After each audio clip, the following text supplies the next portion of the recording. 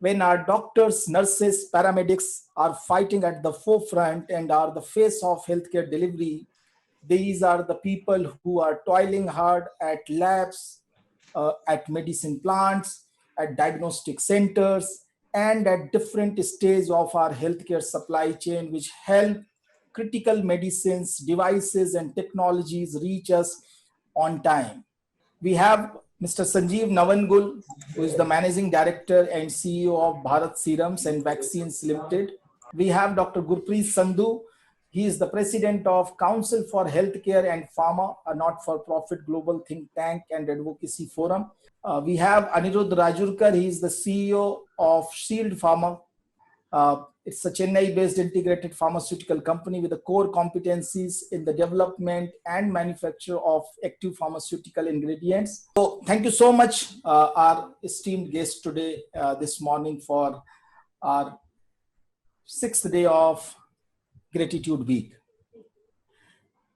Let me begin this discussion and would like to hear some of the experiences and stories, as well as what lies in front of us during this fight of coronavirus. And I'll begin this with Mr. Sanjeev Navangul today. Mr. Navangul, you saw, when the government announced lockdown, and in a 4-hour time, I think the whole world changed for 1.35 billion people. Among those, we have a massive number of people who depend on regular doses of some kind of medicines to manage their ongoing diseases. And we know that well that we have an extreme burden of diseases and mortality in many other diseases, which are far, far more than what we see in COVID-19.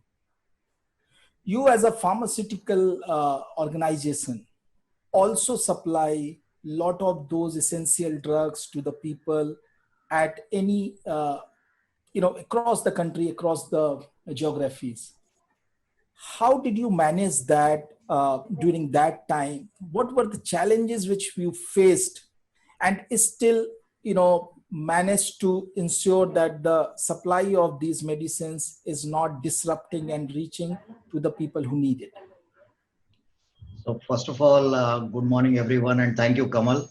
I think what ISW is doing is outstanding. I've been associated with you for the last few years, and I've seen the kind of quality work that you put out and ensure that society gets engaged in healthcare, which is probably the biggest service anybody can do right now, to engage the entire society in healthcare. So first of all, thanks to you. And secondly, let me echo your sentiment on gratitude to healthcare professionals.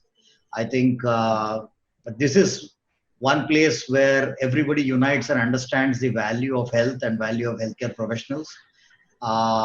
Normally, this is a profession where you do good and do well. So it's not like any other profession where you can only do well. So this is really a do good, do well profession, which separates healthcare from every other profession.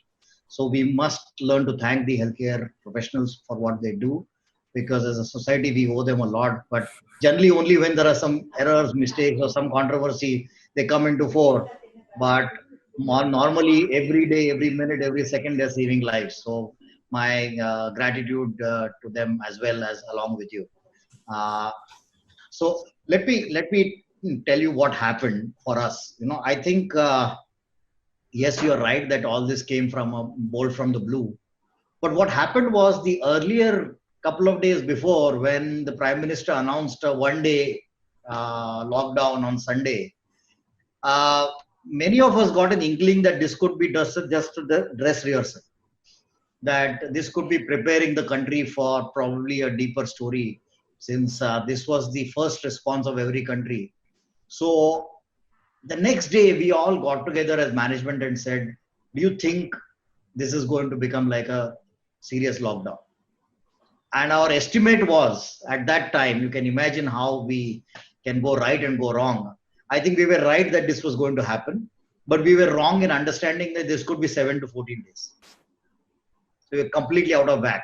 So I think our first response was like, look, if this happens, let's start preparing ourselves, but we have time. Maybe it will be only 7 to 14 days. Let's take time. But let's understand where are we in healthcare spectrum and what we will need to do to support our patients immediately and doctors immediately.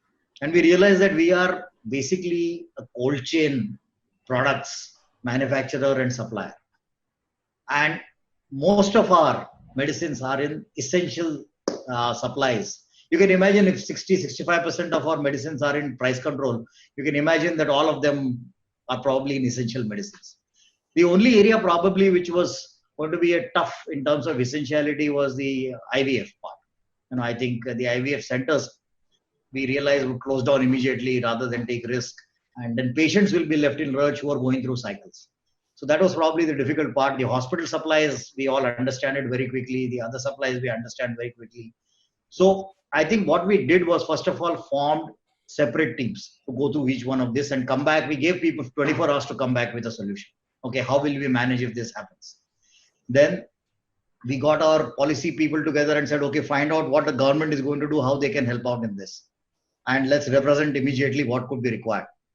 Third was logistics. And the fourth part was, talking to doctors and say, okay, don't worry about the chain. Don't worry about the distribution chain. Don't worry about the supply chain in this industry. These are the numbers. These are the people. Just call. Don't hesitate to reach out immediately. And I think everything got reinvented in those few days. We were taken aback when it was 21 days. Our manufacturing operations, we suddenly tried to look at inventories, how we were, are we well placed, what would manufacturing entire program had to be changed, because you manufacture based on your inventory and your sales planning. But then we realized, let's plan based on what could be more essential in a pandemic, and forget what is essential for us from a business point of view for the time being. Just forget that. That's not important anymore. Let's focus only on what is essential for this pandemic. So we realized that even if we run manufacturing operations at 60-70%, we still will be able to provide the entire essential range. And then we focused on getting 60 to 70% up. The next thing was on safety of employees. I think if our employees are not safe, we can do nothing about it. So we immediately got some experts, doctors to consult, and some people who had worked on WHO to get and talk to us about what can happen in a setup and advise us what care we might require to take to ensure that the logistic runs properly. The next was logistics, just not the drug logistics and the supply logistics, but also people logistics. How will people reach their workplaces? Because suddenly everything was stopped. And then we encouraged people to use their own vehicles.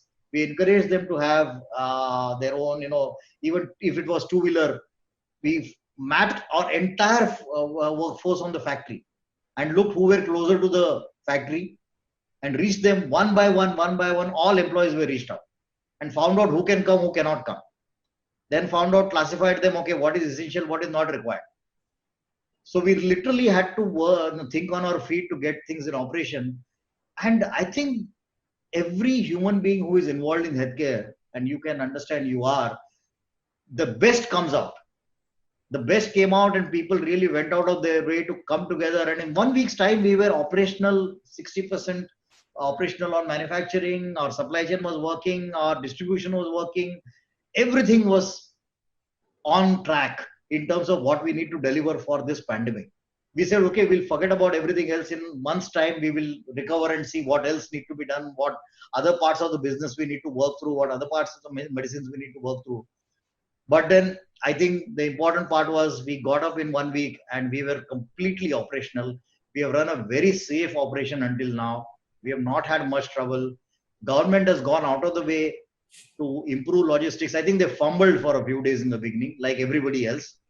I think they were not getting it right. What can happen? For example, interstate travel was becoming a problem because, trucks was becoming a problem because obviously there were no passes and the police used to stop the trucks. But then very quickly they came together.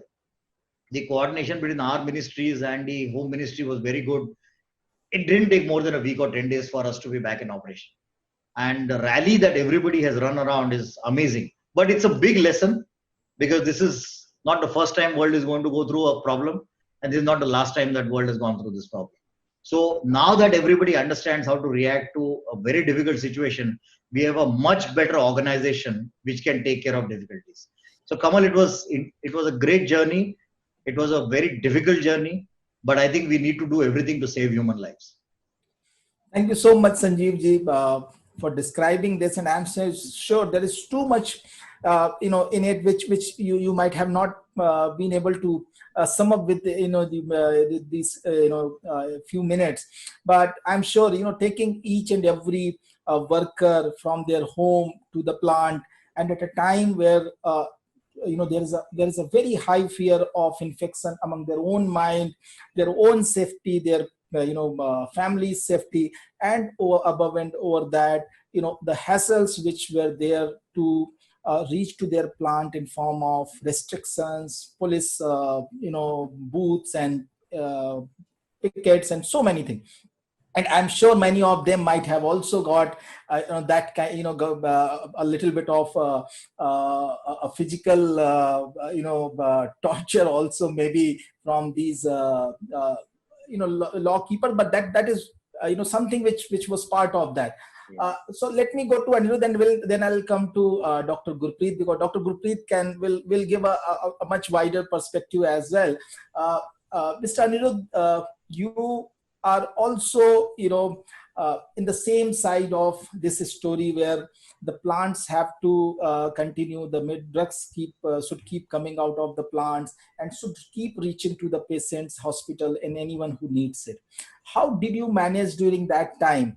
And also keeping in mind that you are also contributing the APIs for many other companies, so you are a very important part in the within the supply chain also to manufacture those drugs within the country. So how was your experience initially and after that? First of all, good morning, Kamal, and good morning, the co-panelists Sanjeev and Gurpreet, and good morning, the audience. Thank you, Kamal, for having and providing this opportunity to be a part of this discussion. And congratulations for organizing this Gratitude Week in terms of creating the gratitude for people who have contributed significantly in making the pandemic, in living through the pandemic, and ensuring that each one of us passes through safely this journey of overcoming COVID-19. As you said, and as Sanjeev also mentioned, pharma industry overall has been on its feet for making the medicines available. Obviously, manufacturing, continuous operations of manufacturing, ensuring that medicines are available to this large population is a Herculean task. It's whenever it happens the way it happened, a crisis of this nature and this scale always poses challenges which none of us have seen before. So the first thing which we all of us, when we came together slightly before the Janata Curfew lockdown, we said, and we were honest enough to each other, that we said, look guys, nobody knows what is going to happen, and nobody has an experience of dealing with this. However experienced you are, howsoever wide represented you are in your journey of professional career, this is the first time for everybody. And that itself was a very comforting thought in our teams, where everybody said that let me do my best. Let me bring out what I think I have to do to get things moving. All of us were aware that we have a responsibility to move ahead. We have the responsibility to supply. We have the responsibility to make it available, right till the chemist place. But the way to do it, there was no prescription, there was no precedence, there was no past. So we had to figure out our own way, which many a times was the first time in our lifetime. And this means the hierarchy and the experience doesn't come to play. What comes to play is the passion towards your job, and what comes to play is the passion to serve the needy in this kind of things. As Sanjeev was saying, this is the only profession where you have the opportunity to do good and do well. That's important, but to do good, you need to have a passion to do good. and feel the joy of the patient when he gets relief. So in our case, obviously the inventories were helpful. We have a practice of managing inventories slightly more than usual situation, mainly because of the locational challenges. So we were well adequately stocked. But what we figured out that distribution and logistics was going to be a first hurdle to make it available to the patients.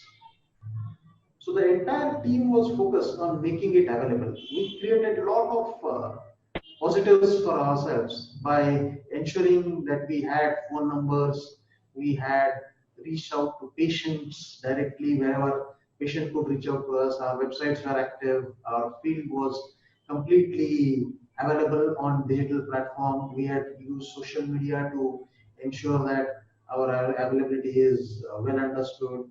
We had obviously our network of supply chain logistics points, which were helping us to make things happen across the country. So very heartening to see everyone coming out and doing their best, going out of the way to ensure that the medicines are available for the patients. As you had said, the front warriors of doctors, nurses, the frontline warriors are always celebrated. Who doesn't get celebrated, in my opinion, is the chemist and the supply chain of this country. It is equally or at times more important that chemists of this country were available 24/7 many a times, even during the lockdown. Now that's not an easy task. Obviously, they also had their own set of challenges. So we had managed to reach out to chemists, we had managed to work with the chemists, ensuring their safety and ensuring the safety of our teams to make medicines available. Second aspect for us was safety. As the first week or couple of weeks of pandemic we could live through, safety started becoming much more important as the pandemic started, the virus started spreading. So obviously the safety gear, the availability of safety gear across the value chain, availability of safety gear for our own staff, ensuring comfort of our own staff and their safety through family members, each of these things took precedence. And ensuring availability of employees at work was possible only because we had given paramount attention to safety of our employees. In fact, we went ahead and we were one of the first to get COVID insurance for our employees. The insurance policy for if anybody had to get COVID, all our employees are covered. And that gives sufficient confidence to our employees that, well, the organization is us and while we take care of ourselves, we can move forward. So this initial few weeks of experience was, I would say, crisis creates teams. Was important for us to get the team moving, get the team acting. And the next steps were then relatively easier as each one was sufficiently charged to deliver his or her best in this crisis times. But happier to say that in every day of the 100 days so far that we have lived through this crisis, we have strived to ensure availability, we have strived to ensure supply, and we are still continuing our journey to ensure that undisrupted, continuous supply of medicines is available to the patients. Thank you so much, Anirudh, for bringing this out, and it's very heartening to know that your company also tried to ensure that you are able to protect them financially, also to encourage that what they are doing is something has to continue, and they need to be back to the work, and they did it. And I believe that apart from many of these perks which every company would have tried to give, it is their that deep rooted feeling that this is the time where everyone and every life is at stake, not only because of COVID-19 but because of so many other diseases, and they have to rise up to this occasion and ensure that the supply and then the delivery of this essential commodity is not stopping. Dr. Gurpreet Sandhu, so you had two companies, and how they ensure that things are not stopping. You work with the government also. You have seen that what happened, and you run a pharma company, so you understand that side also, and you have also seen the global practices, how the whole world responded. And we still, I think, it is right to take pride that India has fared much better than any other country across the world. And we have seen that the collateral damage has happened in advanced countries also, where not only COVID-19 but other diseases also took their toll. What was your experience around that, and how did you see, while industry responding to it well and in the efficient manner, how did you see the government and the other stakeholders also try to remove those impediments or roadblocks, so that things come back on track fast? Hello, everybody. Thanks, Kamal.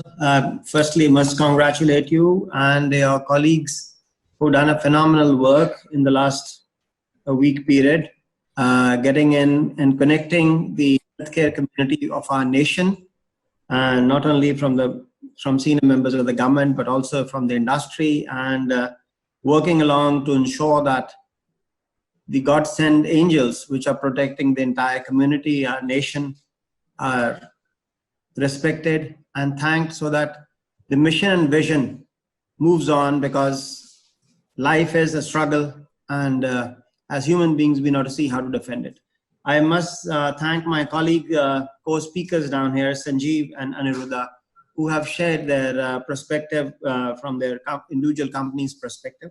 I will like to add what Sanjeev and Aniruddha have expressed. See, from the global perspective, since India is an exporting market player with respect to the generics, the challenges which were not being looked upon when the thud fell on us that yes, this lockdown scenario has to commence, the challenges are going to have started and will become very deeper as we walk along. The first big challenge which is being talked about between the private sector and the government is the China impact. Okay, the various trade associations are talking that yes, make in India, blah blah blah, all that kind of stuff. But I think I might have a very different opinion, because polarization will not help us on a certain stage. We should look into a cooperative approach. Yes, we need to build our industry. We are aware what our weaknesses are, what our challenges are. But challenges and weakness cannot be gapped in a day. It has to be a vision plan, which might be a 3 to 5 year vision plan for us to create that gap. Okay. There are separate challenges which are there for 3 segments of the pharmaceutical industry. One is the active pharmaceutical ingredients manufacturers. Aniruddha can probably have his own set of challenges from the API perspective. Yes, the challenges are basically the freight, which has gone into a topsy-turvy scenario. Cost escalation, supplies from China are going haywire. And not only China, if I look into the other 2 big players from Italy and Spain, there are price escalations which I have seen not only to our manufacturing facilities, but also to our global partners across the world. The third is the currency, devaluation is also impacting. Okay, it might impact for somebody who imports larger than a person who exports. Okay, the most important thing which will hit every company is the cash flow management, because the credit tenures are either going to shrink if you're doing the domestic business, all right, or even the export scenario. People are now looking at assured payments, either asking money against supply, which is definitely going to impact the cash flow managements of companies. And this is a scenario where I will request the government or the banking channel partners to see it in such a way that the industry is given a hand-holding scenario for at least 6 months period before the vision and the planning in true reality is known. The situation of COVID-19 is not a situation, I think the dust has not settled. We are seeing the alarming numbers which are happening every day, and the numbers will further surge.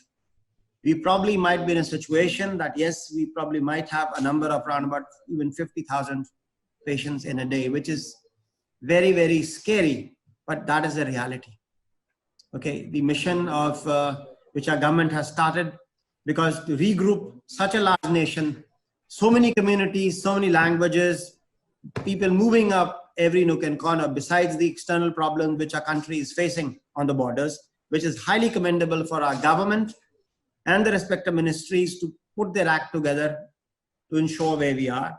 So the challenges to the industry are far more.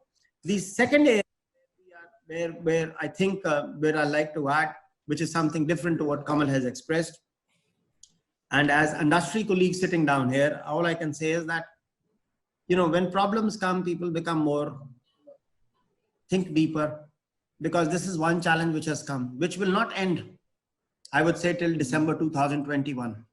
So we need to regroup ourselves, restructure our vision plannings for our survival. I would say, look into the balance sheets where profits will be less, but as long as we can keep our employees alive, take care of the systems, and maintain the streams of manufacturing going on. See, our plants today are running at around about 55%. We started at around about 25, built it to 55, and we're quite optimistic we'll take them to 80%, right? If you are doing critical care drugs, the challenges are different. If a manufacturer is doing API, his challenges are different. If he's into the research modules, the challenges are separate. But the end of the day, what I request, Kamal, is that, you know, when we have the Mr. Dr. Wagle, okay, we need to tell him, look, his department or his sections have given us support, but the support has to be deeper, right? We need to look into the vision with this epidemic which we are facing, all right? How we can bring in a working module between the private sector and the public sector, and a support coming from the government to build the R&D base, the R&D research and development capabilities and relationship with academia, to ensure that we build a path where we could improve the systems and rebuild the image of our nation, that yes, we have done a great work, but the challenges in terms of structuring have to be done.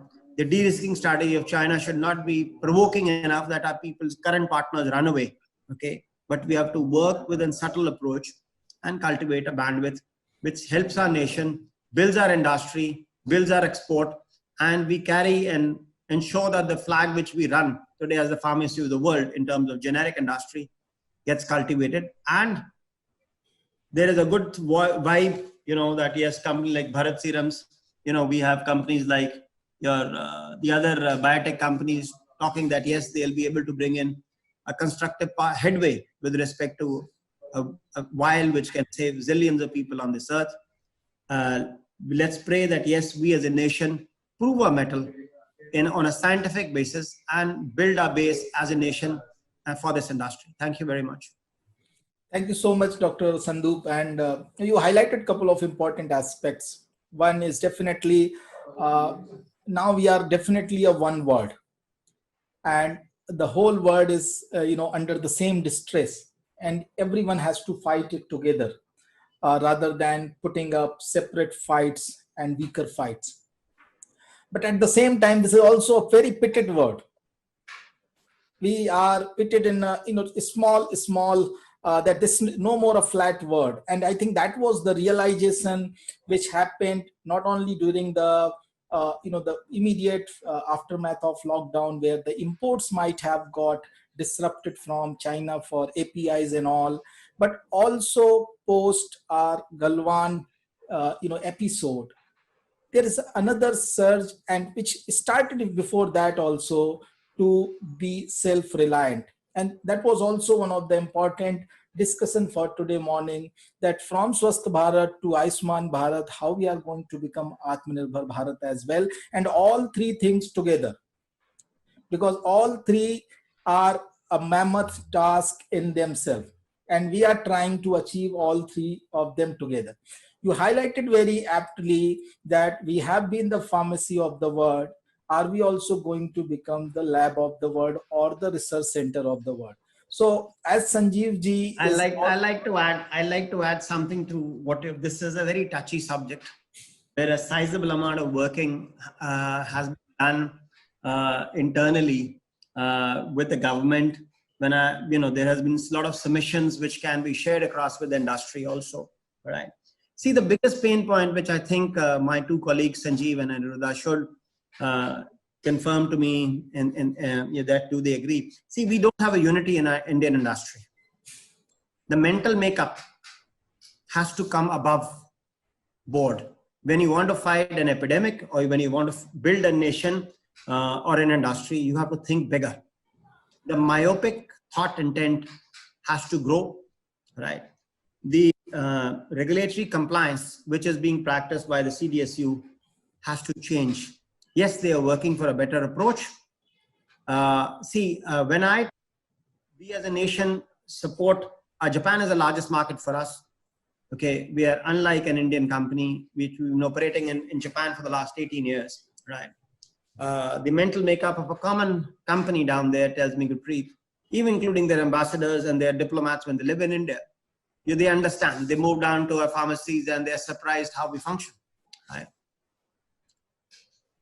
We have to change the image of a dual or a triple approach, which we are working within our industry, right? So the biggest challenge lies is a unity approach, a passion which we have created, and a constructive session of co-alliance and joint working, right? Which is missing. If I since you all have traveled across the world, if you've seen how the Italian mafia, we call them the Italian mafia, but they are separate individual companies. When it comes down to their core focus, they unite for the industry. They might be doing separate technology or independent technologies, they work. That is something which needs to be built up, right? So I think if Kamal, when you have the Secretary Pharma, right, I think we should applaud him for his good work, which his department and his colleague team works are doing. But on the other side, put forward a white paper, which you can do on behalf of the industry perspective, and tell him that these are the kind of walks which we need to do. Today we are talking, the whole industry is, talking about, there is no fun manufacturing amoxicillin in India. This is one of the products which has been put in the list of Sector 27 products. We can never do that. Setting up a new penicillin manufacturing facility in India, even if there are good investors to put in the money, you are running against time, you're running against the cost. So I would rather invest into, we look at gene therapy, we look into regenerative medicine, we look into building a mass of Ayush sector, which can add us and put us on a different scale within the community. India lacks, Kamal, I'm telling you, and I think my colleagues will definitely endorse my view, that we lack nutrition. Trust me, we lack nutrition. Why can't we look at building our Ayush model in such a robust way that we create a force the way we did the force for generics, right? Industry has to become mature. What industry size increase doesn't become that you become your understanding of the domain has to change, right?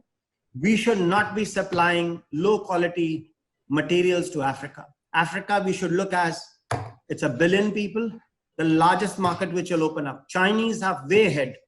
Trust me, way ahead. Another thought which I would like to leave, I think this is a very practical approach, which when I worked for the big corporations, and now we are running our own industries, okay, and being the president of the Global Healthcare and Pharma Council, which has members right from Japan, from China, from India, and from America. And we are now bringing in partners coming down from Brazil, Turkey, Indonesia, etc.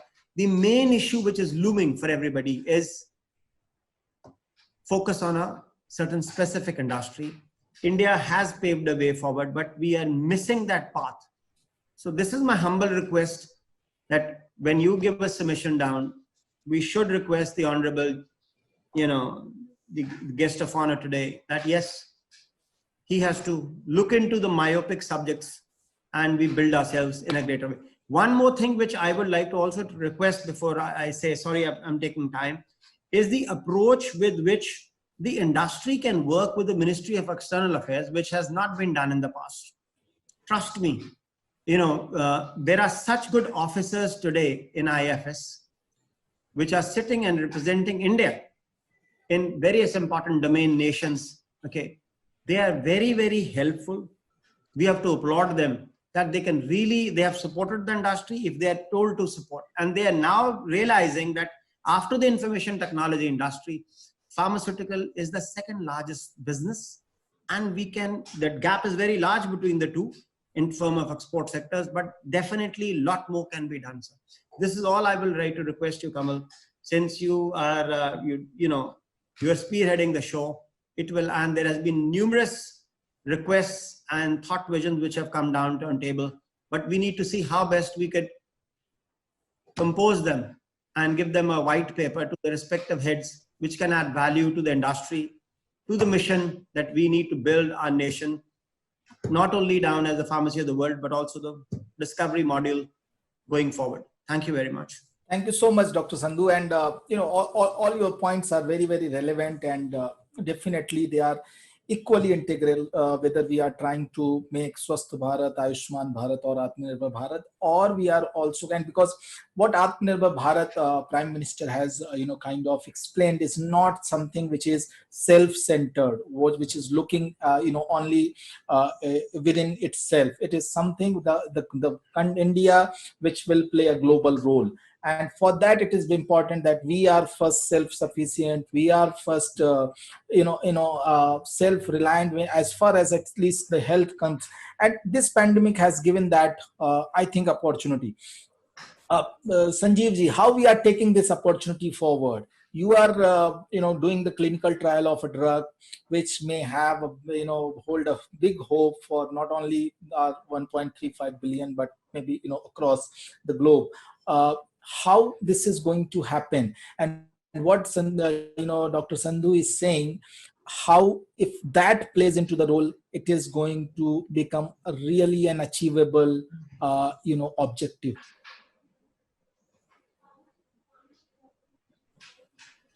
Kamal, I think let me answer this in a little bit, a few parts. One is, I think I completely and wholly agree with Dr. Sandhu on everything that he has said. I have been at the helm of big global companies, and I have realized that India has potential, but we'd never exploit it properly, and we'd never come together. We don't do anything in a concentrated way, and therefore it is sometimes we fail. So look, I think if we do something as policy, and if it is long term, and we can contribute to go up the value chain, it is important. Actually, look at it, DPCO 1995 killed API industry in India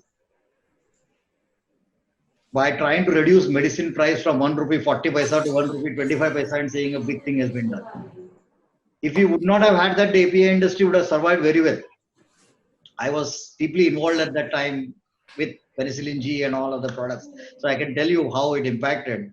And how China looked at it like, okay, DPCO 1995 means India will kill its own industry. And how they planned everything. Water, electricity, and land was given free. 3 main ingredients for the API industry. Yeah. So they planned it well when they knew that India has made a big mistake. But if that policy of DPCO would have been to say, okay, we will enhance contribution in R&D, it would have helped. Then we are going up the value chain. Yeah. So let me come back to the issue at hand. What we are trying to do as R&D is basically, look, I think when such pandemics happen, people live on hope, and people look forward to science to solve the problems. So we got our scientists together, and a couple of things that we understood was that we have platforms and products that can help. There will be new products, and there will be new hope. And remdesivir or some other new hope came along, and obviously they are not tested products, they are experimental products, they do not have still safety profile very clear, so there are going to be bumps on the way. This is not going to be a very easy pathway for them, and 100-200 patient data is not going to be sufficient to really establish many things. So we realized it very early. So repurposing drugs and repurposing platforms was possibly a much bigger avenue than trying to invent new drugs. Vaccine also, we realized very quickly, is going to take 12 to 18 months. It's not going to be so quick. So then what do? You find solutions medically to look at what the disease is doing from limited data available. So we realized that The biggest problem of this pandemic is that how can we reduce mortality? Morbidity and mortality reduction can reduce fear and reduce the impact of pandemic. So we looked at ourselves and looked at one of the drugs that we had and said, okay, this is a drug which has meta-analysis on 2,300 patients. So there is well-established data. And what it does is, there is big, I think, noise made on IL-6 inhibitors, tocilizumab, and saying that, okay, it can say, but it is just one of the cytokinins. There are different cytokines, TNF-alpha, there is IL-1, there is IL-2, IL-6, IL-8. There are many, cytokinins that can cause a storm, and that can reduce the survival probability if a patient goes on ventilator. So let's stop people going on ventilator. And we had a drug which we knew works on all these inhibitors, cytokinins, can inhibit all these cytokinins. So we went to the government very quickly and we requested the government will do phase 3. I think this is an important point. We did not request the government for emergency approval or emergency use. We said science should prevail. When people are rushing to get drug approvals, one has to realize that if science doesn't prevail, it's not going to help in the long run. Don't live on hope, live on data, live on evidence. So we took on ourselves to spend money and do research. We are in collaboration also trying to work with big universities in the US so that it becomes a global story and not just an India story. So now we have our trial on the ground on a drug called ulinastatin, which is a serine protein. And we are very hopeful that this drug will work in mild to moderate ARDS patients, not mild to moderate COVID, but mild to moderate ARDS patient. And we improve those parameters in such a way that people don't go on ventilation. So I think that's the whole story there. We have encouraged our scientists to take the full hog, no shortcuts, no simple endpoints, take the difficult endpoints and try and prove that drugs work. We are also working on another platform. We have the equine platform with us, which is we are looking at some polyclonal antibodies with equine, with the antigens, that if you build the antigens, increase the titers through equine route, through horse immunization, and bring it back. So it's been used in rabies, it's been used in many other, diphtheria, it's been used in many other areas. So it's a proven technology, proven platform. So we have got the antigens access and we are trying to work on those also. So it's important for science to work on such things which can enhance possibility of success in a shorter term. At the same time, put India's capability to its best use and improve India's standing in the world, saying that we can do real-time, actual, high-quality research which can impact the world. Don't look at it from a meager point of view. Can we manufacture something, get some, voluntary license and produce something and try and do something? That is supply chain that everybody else in the world can also do along with us. Look at science in such a way that can enhance India's credibility, help Indian scientists to achieve something more, and look at saying that, okay, India can do something which can help and save the people in this world. So I think we have focused more on that area rather than just trying to manufacture something or trying to be part of the global train on supplying drugs which are still untested. Thank you so much, Sanjeev ji. And this is important point that the science has to prevail, because just going by hope and not by the data may lead to a very different kind of repercussions.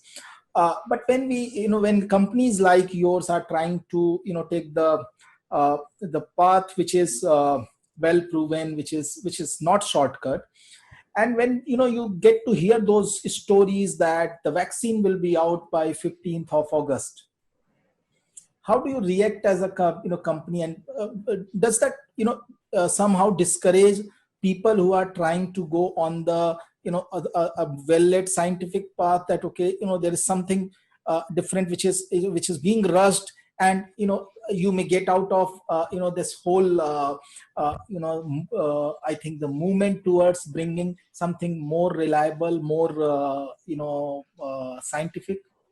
So Kamal, I think Anirudh and Dr. Sandhu will echo my point that look, science prevails. All this can be said, and I think it might be said with the right intention, but we know the reality as scientists, as educated professionals, how this will work and in what time frame it will work.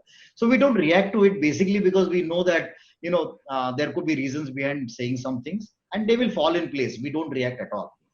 I think let me say something which is important for us to realize, that this is the time, as Dr. Sandhu said, for country to come together and solve fundamental problems. If this means that this kind of announcement, this kind of thinking means that vaccine research in India improves, fine. We don't bother about the dates and all because we know what the reality is. So I think we don't react to that. But realize one thing, and I'll give you one stat which will astound everybody. I think what we never realize is that health security of a country is equal to defense security of the country. Very well said. Never thought that way. We are the only country in the top 50 countries in terms of GDP where healthcare budget is lower than defense budget. We are 1/5 of the defense budget. In every other country, healthcare budget is much larger, many times larger than defense budget, including the US and China.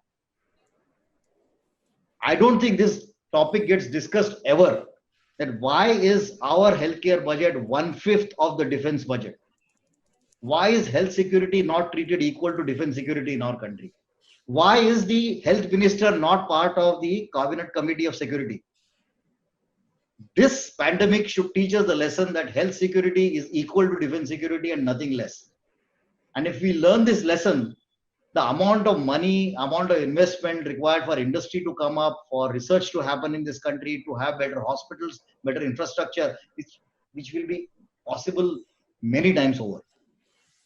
Just keep this in mind, that we are the only country, at least I studied the top 50 countries, I didn't study later on, but we are the only country where healthcare budget is lower than defense budget. Yeah, and I think this point has been highlighted multiple times, and we as an organization also, dream of that situation or the time when we will have better healthcare budget, not only more than defense budget, or maybe let's say equivalent to defense budget. But this I really appreciate that this is, and we also time and again try to highlight that. For us, especially, as we try to work that health comes first before even national security. The health of the people has to be taken care of first, because that is one of the most important aspect. And then we quote the same thing. That I just like to add something. Sorry, I'm barging in. I think what Sanjeev ji has expressed, he's actually hit the nail in the right way.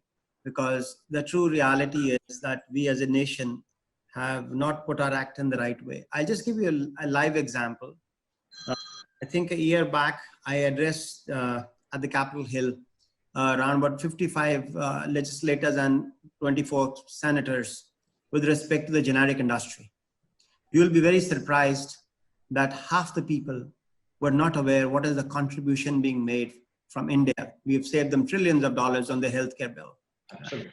Because that is where I called and told our, who's now the, foreign secretary of India, right? He was the ambassador there, at Indian ambassador. I said, look, we are not focusing on the missions which industry gets support. And on the other, when I did a lot of homework, I was surprised that China has a dedicated lobbying team of over 25 professionals which are working on the Capitol Hill across ministries to build the image, right? So until the health, and after kind of hit which we are going through, right, from every person in our nation, rich or poor or, whatever it is, we are suffering. And the pain is not going to end. The pain is going to be a long-standing pain, even if we have a successful vial coming from yourselves or from anybody else. The mission then starts, because you need the volumes, you need to serve the earth. We're not just looking at a district, not looking at a city, we're not looking at a country, we're looking at the world as a customer base. How will that be done? What kind of an education level has to be done? And had there been, we have spent billions of dollars. I'm telling you, if you go back into the last 5-year plans of ours, we have invested money into the healthcare, but it's all gone in the bin. If anyone has the guts to say that, I'm quite open. I had a session with the Honorable CM of Uttar Pradesh, and I told him, this much money has been spent in your state. we are still as a nation are only spending 17 cents, 17 cent हम खर्चते हैं sir R&D पे भारत में as compared to the industry perspective versus United States doing around $477. So I think this COVID hit probably is being done by Almighty God to wake up our nation. And if we have good stalwarts, we have very good visionaries in India, people understand the global think tank. Let's put our act together. And if we work hard, sir, I'm very sure that it will improve our nation's vision path going forward. If you look into the current two products, Favipiravir and Remdesivir story, it's again a joking story. Remdesivir intermediates are being supplied from India to Fujifilm, Toyama. Sir, are you aware of it? Yeah, I'm one of the guys who supplies that, right? On the other side, right? On the other side, we look at Remdesivir, right, which is being licensed. Gilead has done a beautiful story by licensing it to 4 or 5 people, and there could be another 7 more people which are waiting in the spring. And if Indian industry was strong, this licensing should not have gone to the Pakistanis or gone to the Bangladeshis. Because we as India have proved our mettle in the antiviral landscape on HIV, on hepatitis, on malaria, on tuberculosis to the world. When I say to the world, means the global organized WHO and the related bodies, that India could offer them accessible, affordable, quality medicines.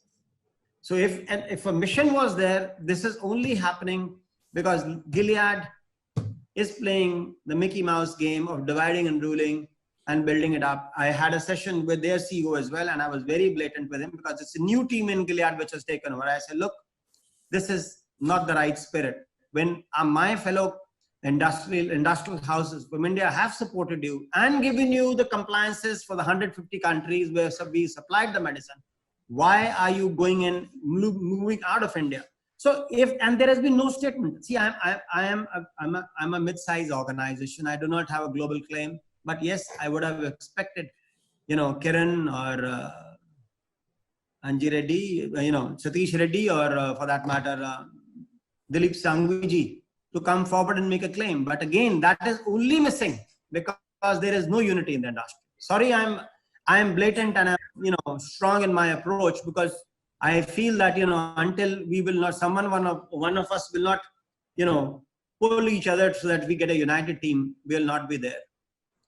No, thank you so much, Dr. Sandhu. We need to be strong, and this is the time to be strong. Let me just go to Anirudh, and we will try to wrap this, wrap up this session. Anirudh, so this Atmanirbhar Bharat and this post-Girl One India, almost I think 70% of API import from China, and you are also contributing to the APIs. How do you see this story unfolding, and how much of it we can really be self-reliant when it comes to APIs? And do you see really an ecosystem being built around that? I will dwell more on the topics which Sanjeev. Anirudh, is it possible to increase your volume somehow? So I'll pick up the API point, but I will also dwell a couple of points which Dr. Sandhu has mentioned very correctly. Certainly. Welcome.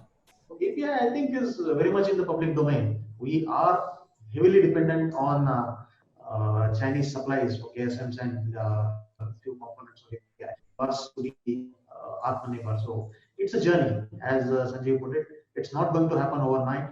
It's not going to be sure that the Atmanirbharta will come in just because it's in the policy document.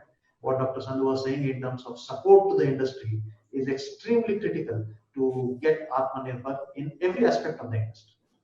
But what I feel and what I believe more important is one aspect of this pandemic which India could make a significant difference. And this is what possibly was mentioned by Dr. Sandhu is nutrition and immunity. Vaccines is one way to get immunity, but our Ayush medicines, our nutraceuticals have a significant role to play in getting immunity. keep aside the claims of vaccines and keep aside the launches of few medicines on television. Leave that story behind. But it is important for India to create that space, and this is the opportunity to use with scientific evidence, with right medical protocols, with right trial protocols to design immunity. Because there is one way to defeat this disease. There is another way to handle the complications of the disease. But there is one important way to defeat this disease is to get the immunity levels up. If your immunity is taken care of, I think you are better off as a country, as a society, and as an individual to fight the virus. So what supports the immunity will determine what's the extent of spread, what's the extent of burden of disease that we are dealing with. So we as a company are also working on solutions where it will be an improved immunity provision. And this is not a claim which will be driven out of some trial of 120 patients and launch on a television. That doesn't take us far. That takes it to the news. But if we build it appropriately, if we build it with data, if we build it with evidence, and whenever we build it with proper facts, then as Dr. Sandhu was mentioning, this will be our area to take it to the world in terms of contribution to medicine. And we can probably help the fight against COVID on a very different platform. So it is important for the industry to attack and attract the opportunity at various levels. It is vaccines, it is the in-licensing of various drugs, it is being a part of global supply chain, it is a part of being research, and it is a part of also importantly creating various platforms to boost nutrition status and boost immunity to ensure that the fight is comprehensively beaten when it comes to ensuring the victory against COVID as a word. So I would believe government policies, I would believe incentives to the research, I would believe the support which industry requires, whether it is cash flow, whether it is policies, whether it is supplies, whether it is imports. Because Atmanirbhar, as you said, it is not about self-centered. Atmanirbhar is self-reliant. And that's the difference between the two. So as India becomes much more self-reliant over a period of time, we also have to ensure that the respect we get for our products is much higher than what typically we in-source. So that is one area which I would definitely like to make a mention. And as and when Kamal, you get an opportunity to engage the government policymakers, obviously this will be another area where you can probably build further on it. Thanks. Thank you so much, our esteemed panelist, Sanjeev Kumarji, Mr. Anirudh, and Dr. Gurpreet Sandhu.